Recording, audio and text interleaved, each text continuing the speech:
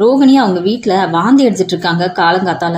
அவங்க அம்மா வந்து, கல்யாணி என்னடி பண்ணுது, காலையில இருந்து இப்படி மாத்தி மாத்தி வாந்தி எடுத்துக்கிட்டே இருக்க, உடம்பு என்னாச்சுடி உனக்கு அப்படிங்கிறாங்க. ஒண்ணுமில்லம்மா, நேத்து அந்த மேரேஜ் ஃபங்க்ஷனுக்கு மேக்கப் போட போனான்ல, அங்க ஏதோ வெளியில சாப்பிட்ட சாப்பாடு ஒத்துக்கல போல, அதான் வயிறு ஒரு மாதிரி பண்ணுது, கொஞ்ச நேரம் படுத்தா சரியாயிடுங்கிறாங்க.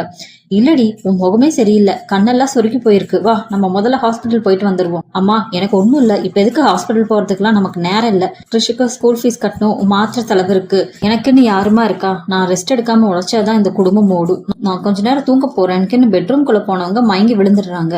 அவங்க அம்மா அலறிட்டு, கல்யாணி கல்யாணி கண்ணை திறந்து பாருடி, என்னாச்சுடி உனக்கு அப்படின்னு தண்ணியை தெளிக்கிறாங்க. அவங்க அம்மா இதுக்கு மேல நான் உன் பேச்சை கேட்க மாட்டேன், வா ஒழுங்கா ஹாஸ்பிட்டல் போகலான்ட்டு ரோகிணியை கூட்டிட்டு ஹாஸ்பிட்டல் போறாங்க. டாக்டர், என் பொண்ணு காலையில இருந்து ஒண்ணுமே சாப்பிடல, எதை சாப்பிட்டாலும் வாந்தி எடுக்கிறா, தலை சுத்தி மயங்கி விழுந்துடுறான், ஏதாவது பெரிய பிரச்சனையா?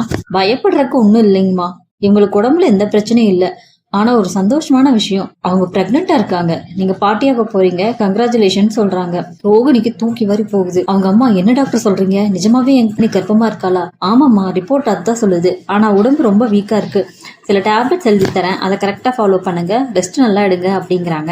ரோகிணி காரிடார்ல உட்காந்து அழுதுட்டு இருக்காங்க. அவங்க அம்மா வந்து, கல்யாணி எதுக்கடி அழுகிற, டாக்டர் தான் சந்தோஷமான விஷயம் சொல்லியிருக்காங்களே, ஆனா எனக்கு ஒரு விஷயம் புரியலடி, மாப்பிள்ள உனக்கு விவாகரத்து தரேன்னு சொல்லிட்டு அலைஞ்சிட்டு இருக்காரு, நீங்களும் பிரிஞ்சு வாழ போறதா சொன்னீங்க, இப்ப எப்படிடி இது, மாப்பிள்ளைக்கு இந்த விஷயம் தெரியுமா? அம்மா, இத்தனை நாளா நாங்க பிரிஞ்சுட்டோம், என் வாழ்க்கை முடிஞ்சு போச்சுன்னு நான் நினைச்சேன், ஆனா கடவுள் எனக்கு எவ்வளவு பெரிய வழி காட்டியிருக்காரு பாத்தியா, என் வயிற்றுல வளருது மனோஜோட குழந்தைதான், அப்புறம் என்னடி மாப்பிள்ளை கிட்ட ஓடி போய் விஷயத்த சொல்லு, அவரும் மனசு மாதிரி ஏத்துக்கிறாரு. இல்லம்மா, அவ்வளவு சீக்கிரம் இந்த விஷயத்த நான் மனுஷகிட்ட சொல்ல மாட்டேன், அவன் இப்ப எங்கிட்ட இருந்து விவாகரத்து வாங்குறதுக்காக எனக்கு தெரியாம இன்னொரு பொண்ணை கல்யாணம் பண்ணி 10 லட்சம் ரூபாய்க்கு டீல் பேசிட்டு இருக்கான், அவன் அந்த பணத்தை கொண்டு வந்து என் கையில கொடுக்கட்டும், டிவோர்ஸ் பேப்பர்ல கையெழுத்து போடுன்னு அவன் என் முன்னாடி கெஞ்சுவான் பாரு, அப்ப அந்த ரிப்போர்ட்டை அவன் மூஞ்சிலேயே வீசுவேன்.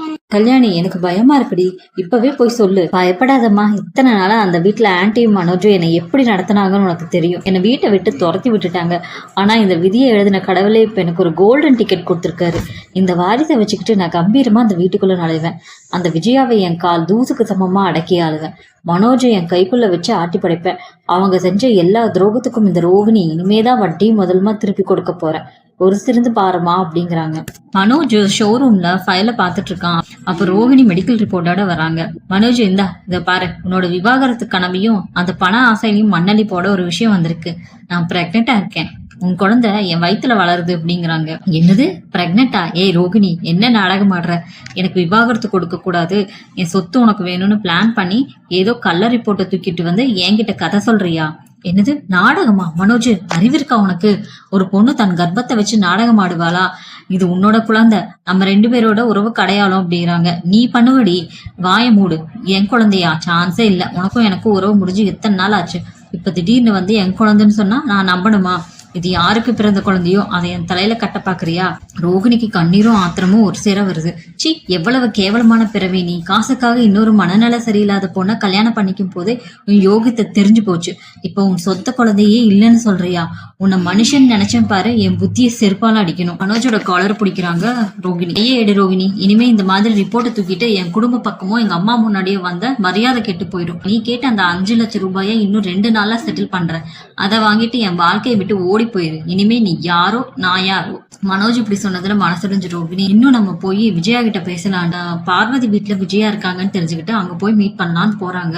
ஆன்டி, தயவு செஞ்சு என் பேச்சு கேளுங்க, உங்ககிட்ட ஒரு சந்தோஷமான விஷயத்த சொல்ல வந்திருக்கேன், நீங்க பாட்டியாக போறீங்க, உங்க மூத்த மகன் மனோஜோட வாரிசை நான் என் வயிற்றுல சுமந்துட்டு இருக்கேன் ஆன்டி அப்படிங்கிறாங்க. விஜயா முகத்தை சொல்லிச்சுட்டு, என்னது பாட்டியா, நீயா? எந்த தைரியத்துல நீ என்னை பார்க்க வந்த? என் மகன் உன்னை வேண்டான்னு துரத்தி அடிச்சதுக்கு அப்புறமும் இன்னும் என்னடி நயவஞ்சகம் பண்ணிட்டு இருக்க? ஆன்டி, இது நிஜம் ஆன்டி, டாக்டர் தான் செக் பண்ணிட்டு சொன்னாங்க, உங்க குடும்பத்தோட முதல் வாரிசு மனோஜ் ஏதோ கோபத்துல தப்பா பேசுறான், நீங்களாவது அவனுக்கு புரிய வைங்க ஆன்டி அப்படிங்கிறாங்க.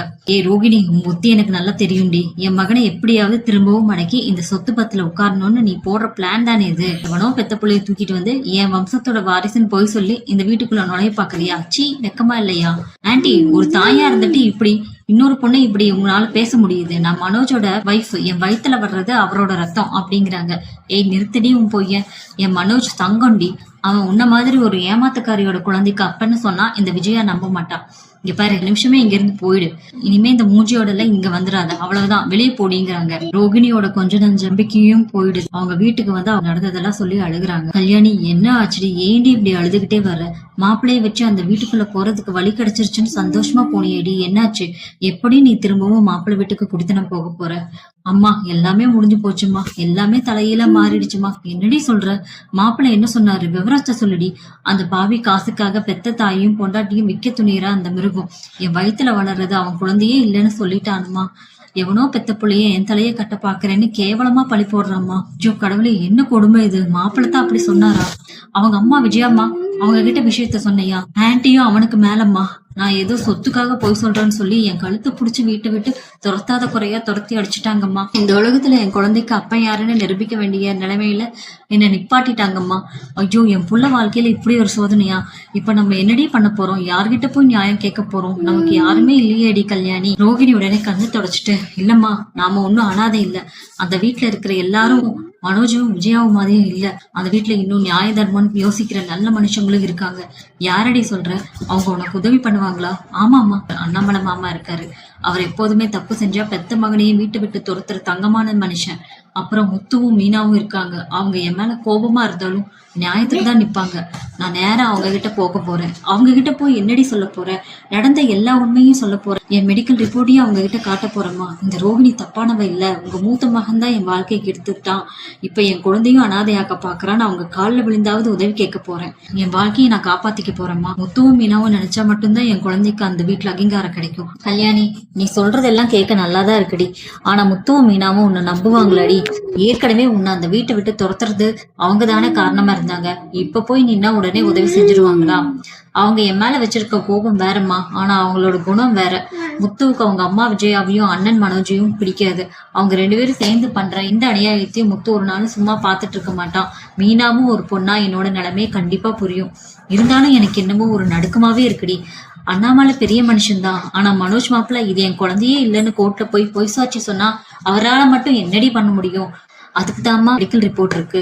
தேவைப்பட்ட டிஎன்ஏ டெஸ்ட் வரைக்கும் போகவும் நான் ரெடியா இருக்கேன். அந்த மனோஜ் பண்ண திருட்டு கல்யாணத்தோட ஆதாரமும் என்கிட்ட இருக்கு.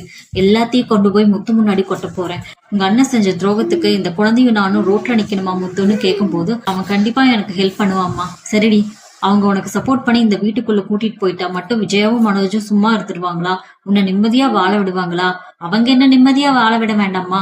இனிமே அவங்களதான் நான் நிம்மதியா வாழ விட மாட்டேன். அதனால அவங்க கிட்ட வாழ்க்கை கொடுன்னு கெஞ்சிக்கிட்டு இருந்தேன். ஆனா இனிமே அப்படி இல்லை. முத்துவும் மீனாவும் எனக்கு பின்னாடி துணையா நின்னா அந்த பலத்தை வச்சுக்கிட்டே விஜயாவோட திமிரையும் மனோஜோட ஆட்டத்தையும் அடக்குவேன். அவங்க ரெண்டு பேரையும் அதே வீட்டுக்குள்ள கூண்டோட ஜெயிலுக்கு அனுப்பாம இந்த ரோகிணி ஓய மாட்டேன்.